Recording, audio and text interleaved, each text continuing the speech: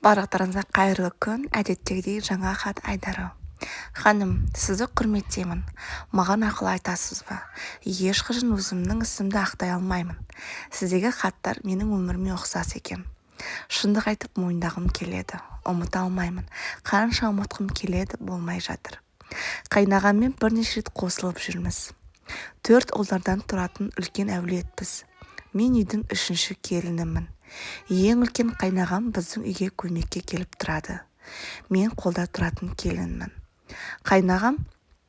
Қайным үйленсе бөлек кетеміз деген ниеттеміз. Алайда әлі барлығы белгісіз. Қайнағам, яғни күйеуімнің туған үлкен ағасы, үйге келген сайын көзіміз түйісіп қалатын. Сол қайнағамнан тыныштық сезетінмін. Яғни маған өте қатты ұнайтын. Менде тыныштық жоқ болатын. Яғни екеуміздің арамыз дұрыс емес. Суып кетсем десе де болады. Алайда қайнағамның қараған маған көзі, оның ыстық ілтипаты, оның маған қараған, махаббатпен қараған көздері барлығы маған ұнайтын. Мені ынтықтыратын. Ол кісі күйеуіме қарағанда жұмсақ, мінезді, үнемі адамды тыңдай білетін. Анау-мынау шаруаларымды өтініп айтсам жасап кететін. Көздерімізден бір-бірімізді түсініп оңаша кездестік. Оның құшақтағаны, сүйіп иіскегені есімді тандыратын. Ол кісінің жанында тіпті күйеуімді ұмытып кететінмін. Жақында жүкті екенімді білдім, яғни аяғым ауырлап қалды. Есептеп қарасам, аяғым сол кісіден ауырлағандай.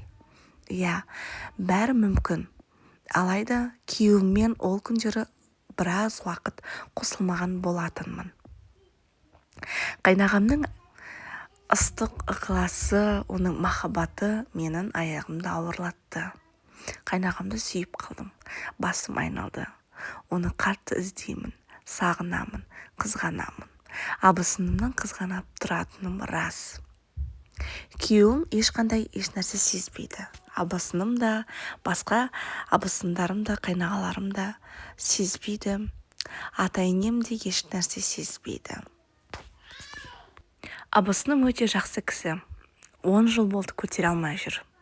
Көтереді, бірақ түсіріп ала береді. Осы баланы туып абысыныма бергім келеді. Өзімде 3 бала бар. Бір жағы өзім сүйген жаннан тұяқ қалады. Осы шешімім дұрыс па? Менен үлкен ортадағы 5 балалы қайнағама бала бер деп бергісі келмепті. Өзінің баласын бергім келеді. Себебі бұл бала қайнағамдікі. Бірақ абысыныма сеніңкіремей тұрмын. Баланы бағалады ма, қарай алады ма, меніңше дұрыс қарай алмайтын секілді. Осы секілді жандар бар бала туып ағайындарға бала берген. Мен де қайнағамда отбасына жетіспейтін бір нәрсені іздедік. Негізі баланы беру, өзінің абысындарына, немесе қайнағаларына баланы беру біздің қазақтағы салтымыз. Оған мен ешқандай нәрсе дау айтпаймын. Баланы бергім-ақ келеді, себебі бала менің күйеуімдікі емес. Абысыныма берсем қарай алатын секілді, бірақ оған да сенімім, күмәнім бар. Баланы өзім жақсы көріп іздеп қалмаймын ба, оны да ойлаймын. Абысыным негізі тым жақсы кісі. Қайнағам өте мәрт, жомарт, ақылды, сымбатты, өте керемет кісілердің бірі. Қайнағамды сүйемін. Оған көзім 100% жетті. Күйеуімді ойлай алмаймын. Күйеуім маған мүлдем ұнамайды. Қайнағаммен әлі кездесіп тұрамыз. Жүкті екенімді қайнағам біледі. Туып берсең жақсы дейді. Баланы берсең де, бермесең де бір әулетте өседі ғой. Қам жеме дейді. Мені жұбатқан түрі ғой. Қалай шешім шығарамын, көмектесесіздер ме? Жүктілігіме қарамай қосылып жүрміз. Бір қиял әлемінде сезінемін өзімді. Өтініш, барлығы анонимді болсыншы.